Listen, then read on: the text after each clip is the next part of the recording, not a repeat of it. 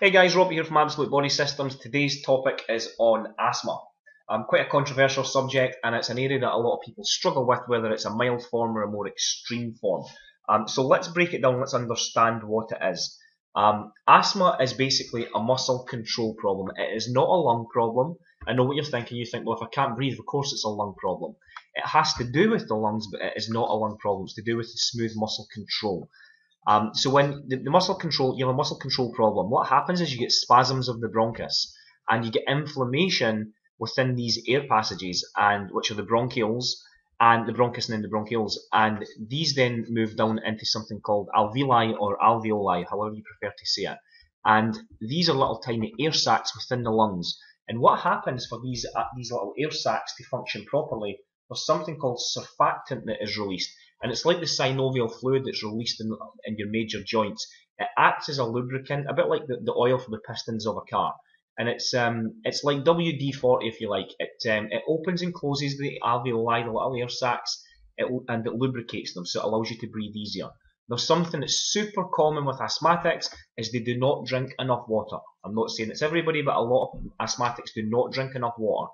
When you don't consume it, the lungs thrive on water, at least to stay lubricated and to release that surfactant for lubrication to open and close the alveoli.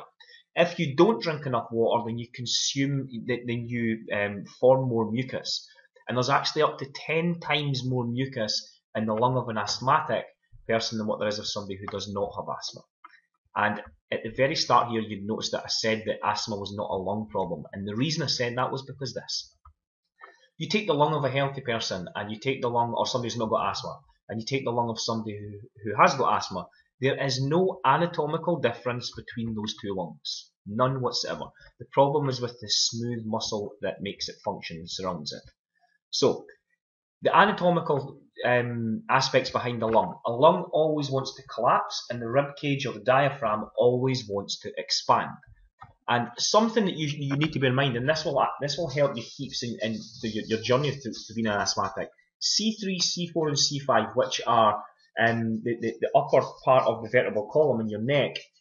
C4, C3, C4, C5 keeps you alive. I want you to say that again to yourself. C3, C4, C5 keeps you alive. Because what happens is they control the diaphragm, right? Now here's what I want you to do. I want you to lean forward. I want you to sit down in a chair. And I want you to lean forward. And I want you to take your head towards your knees. And I want you to take a big deep breath in now. And breathe out. Now I want you to do the exact same thing, but this time I want you to sit upright in the chair, and I want you to make sure your neck is in alignment with the rest of your spine, your vertebral column. Nice good posture, shoulders back. Now take another deep breath in. And breathe out. And you should find that it is a whole lot easier. And the reason that it's a whole lot easier and you breathe more efficiently is because the nerves of the C3, C4 and C5 are not being pinched.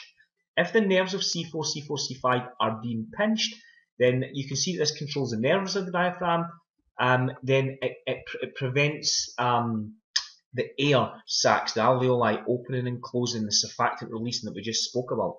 Now something, excuse me, we can experience a lot of trauma at birth. A lot of birth, it happens a lot where the neck is brung out of alignment, and it's not something that's picked up on until later on in life, or a kid gets asthma.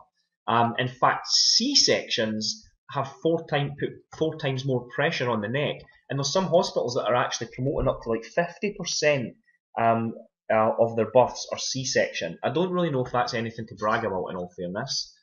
It's natural to have a normal birth, so it's something you want to think about. Something else I want to speak about is the health of your blood. This can relate to any chronic condition, and it's not more important than it is with asthma. So, unhealthy blood. So you've got blood going through these little blood vessels that's carrying oxygen to the lungs, and what's it caused by? It's caused by poisonous foods. So poisonous foods can be, in fact, before we go to poisonous foods, what happens to poisonous foods is it clumps the blood vessels together. So when it clumps the blood vessels together, it prevents oxygen going in, so you've got the oxygen being carried in, and it prevents the carbon dioxide being taken out. So that's the health going in and the disease going out. That's all it is. So you think anti means unhealthy, bio means healthy. And long-acting beta agonists, these are your inhaler medications. They actually increase asthma-related deaths. Now, I know they will relieve the symptoms, especially if somebody has had an asthmatic attack and they need their inhaler straight away. There's a whole lot of people where their life has been saved, and that is great. They're great for emergencies. However, they do not cure the problem, and they only alleviate symptoms. And that's where you're basically looking at the smaller picture rather than looking at the bigger picture. If later in life, or if you have severe asthma and it leads to COPD, you're then given steroids. Now, what do the steroids do? They dehydrate you.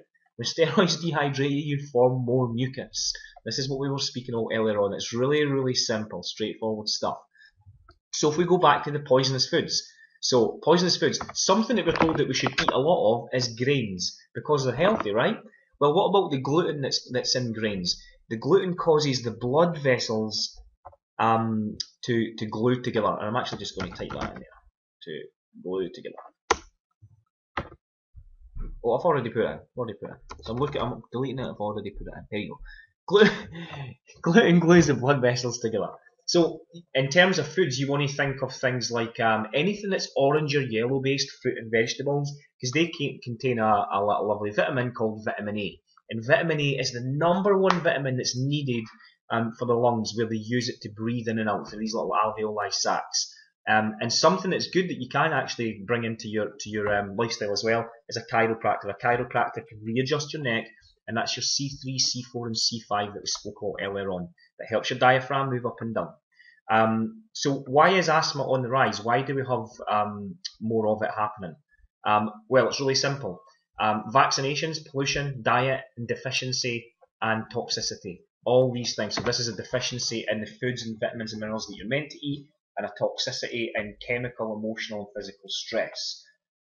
Something else quickly. Healthy blood goes to the lungs, so we spoke about unhealthy. When the healthy blood goes to the lungs, more surfactant is released to open and close the alveoli and lubricate it, and this equals less mucus. As simple as that. So the blood vessels are open, where oxygen can go in and carbon dioxide can go up. There's less inflammation and less mucus. And that's pretty much the ins and outs of asthma. There's more to it than that, obviously, but that's a very simple overview. To summarise, if you're looking at the bigger picture of it, here's what I would recommend. You want to get proper nerve supply. How do you get proper nerve supply?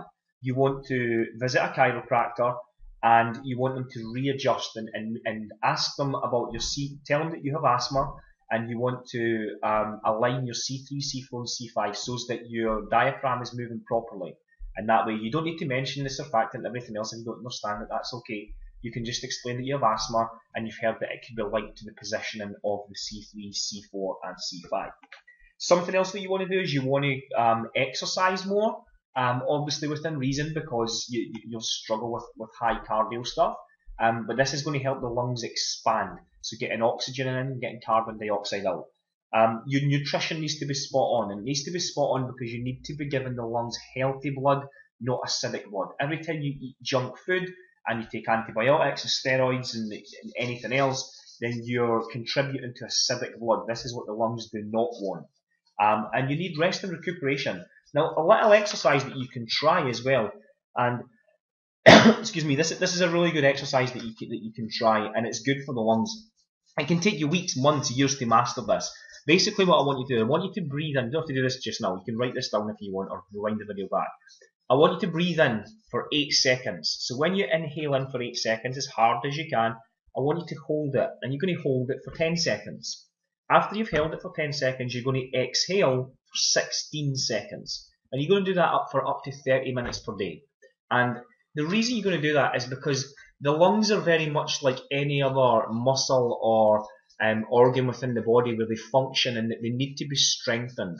And it's a great way to be able to strengthen them. A lot of elite fighters and athletes use this approach. A lot of people use meditation as well, which is another good way of doing it, where you're just increasing your lung capacity. And it's kind of like if I asked you to breathe into a little brown paper bag just now, and you just breathe in a little bit, and you inhaled a little bit, and you only inhale so much of the bag, or even if you think of a balloon as well, that's like your lung capacity.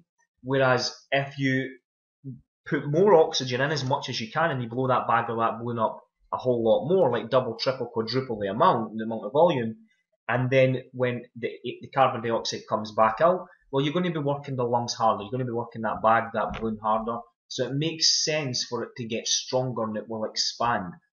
And like I say, the lungs are no different. So you need to train them to get healthier. So just to summarise, you want to have proper nerve supply, that's where the chiropractor comes in, exercise, nutrition so that your body's not acidic, rest and recuperation, and your little breathing techniques that I just spoke to you about there. Ciao for now.